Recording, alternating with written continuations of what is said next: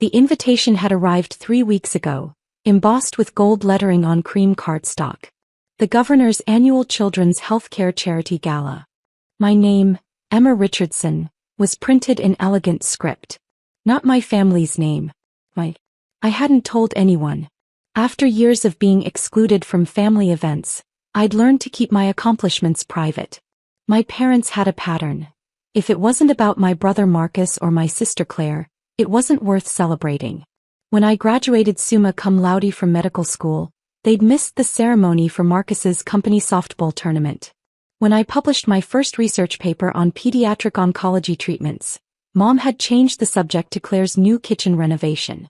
So when the invitation arrived, a personal request to attend as a guest of honor for my work with the Children's Cancer Research Initiative, I'd simply RSVP'd yes and said nothing. The night of the gala, I chose a simple navy dress from my closet. Nothing flashy. I'd learned long ago not to draw attention. As I applied minimal makeup, my phone buzzed. Mom, family dinner tomorrow at 6. Don't be late. I responded with a thumbs up, then grabbed my invitation and headed to the grand ballroom downtown. The venue was stunning.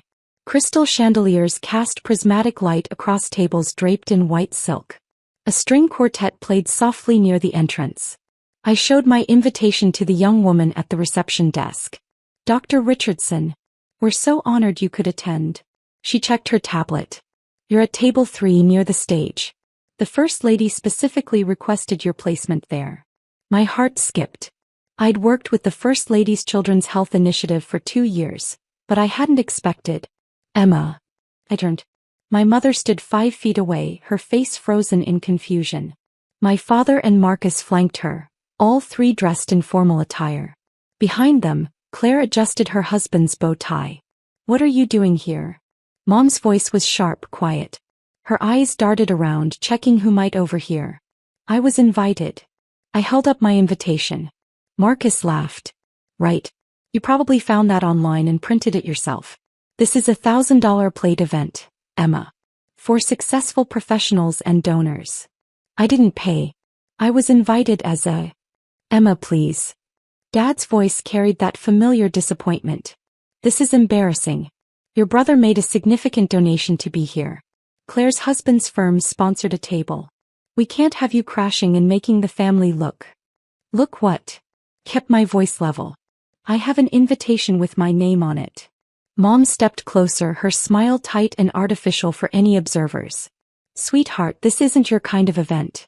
Why don't you go home and we'll have a nice family dinner tomorrow where we can hear all about whatever you've been doing. I'm a pediatric oncologist, Mom. I've been doing cancer research. That's wonderful, dear. Her tone was the same one she'd used to praise a child's finger painting. But tonight is for people who've actually made an impact. The governor will be here. The First Lady. Marcus has been preparing for weeks to network. Marcus checked his watch, a Rolex I knew he'd bought on credit he couldn't afford. Seriously, Emma, just leave before security notices. We told everyone our family is successful. Having you here contradicts that image. Something in his words struck me. You told everyone I wouldn't be here, didn't you? Claire spoke up for the first time. We said you couldn't make it. Work obligations. He shrugged. It was easier than explaining why you're not ready for this level of event. Not ready. The words I'd heard my entire life. Not ready to sit at the adult table. Not ready to attend the important family functions. Not ready to be included. I need to find my seat. I moved past them. Dad grabbed my arm. Emma, please. Don't make a scene. Your brother has worked very hard to build connections here. The Anderson family is at our table. They're potential investors in Marcus's startup. If they think we're the kind of family that has members who crash charity galas. I didn't crash. I was invited. Show me the invitation then. Marcus held out his hand. A real one. Not something you photoshopped. I handed it to him. He examined it, his smirk fading slightly, then returning. It's probably a mistake. They mixed up names. Or you wrote to them claiming to be someone you're not. Marcus. I'm getting security. He waved to a uniformed guard near the entrance. We can't risk you causing problems. Marcus, don't. But he was already striding toward the security team. Mom touched my shoulder. Honey, just go quietly. We can laugh about this tomorrow. You tried to fit in and that's sweet, but this world isn't for everyone. You're fine being a regular doctor at whatever clinic you work at. I'm the head of pediatric oncology research at Memorial Hospital. That's nice, dear. She wasn't listening. He never listened. The security guard approached, Marcus beside him looking satisfied. This woman crashed the event. She needs to be removed. The guard looked uncomfortable. Ma'am, I need to see your invitation. She doesn't have a real one, Marcus interjected. We're her family. We know she wasn't actually invited. This is embarrassing for everyone. Sir, I need to hear from the lady. I was invited. I kept my voice steady, professional. My invitation was verified at the registration desk. I'm seated at table 3. The guard checked his radio, speaking quietly to someone. He nodded, listened, then his expression changed to confusion. Ma'am, I'm going to need you to come with me to verify some information. See. Marcus's voice carried triumph. Security is handling it. Other guests were beginning to notice. I saw the Andersons at my family's table watching with obvious curiosity. Claire's face had gone red. Mom gripped Dad's arm, her smile frozen in place. This is a misunderstanding, Dad told the approaching crowd of onlookers. A family matter. My daughter is a bit confused sometimes. The guard gently took my elbow. Please come with me, ma'am. I didn't resist. What was the point? This was my family's pattern. Exclude me, dismiss me, then act embarrassed when I existed anyway. As we walked toward the entrance, I heard Marcus laugh, telling someone, that's what happens when people try to be something they're not. We reached the main doors. The guard spoke into his radio again. Yes, I have her. We're at the entrance now. The doors opened. Instead of being escorted out to the street, I was led back inside to a private side corridor. The guard's demeanor had completely changed. Dr. Richardson, I apologize for the confusion. The First Lady would like to speak with you before the program begins. If you'll follow me to the VIP reception area. My brain stuttered. The First Lady? Yes, ma'am. She specifically asked that we locate you. There was some concern when you weren't in the VIP reception room before the event. He led me through an elegant hallway to a private room where several people in dark suits stood near the doors. Inside, I could see the governor, several state senators, and Emma. There you are. The First Lady crossed the room, her smile genuine and warm. I was worried you hadn't made it. Are you all right? Security said there was an issue. I couldn't find words. We'd worked together remotely for 2 years, countless video calls about the Children's Health Initiative, but meeting in person was different. I'm fine. There was just a misunderstanding with my family.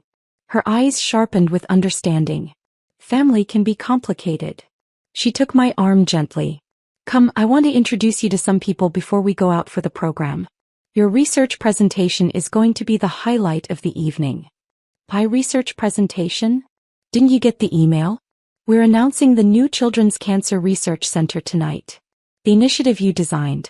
$50 million in federal and private funding. She smiled. You're the keynote speaker, Emma. You're the reason we're all here. The next 20 minutes passed in a blur. Introductions to senators, hospital board members, and philanthropists. Everyone knew my work. Everyone had read my research. The governor shook my hand and said my pediatric treatment protocols had already saved lives in state hospitals.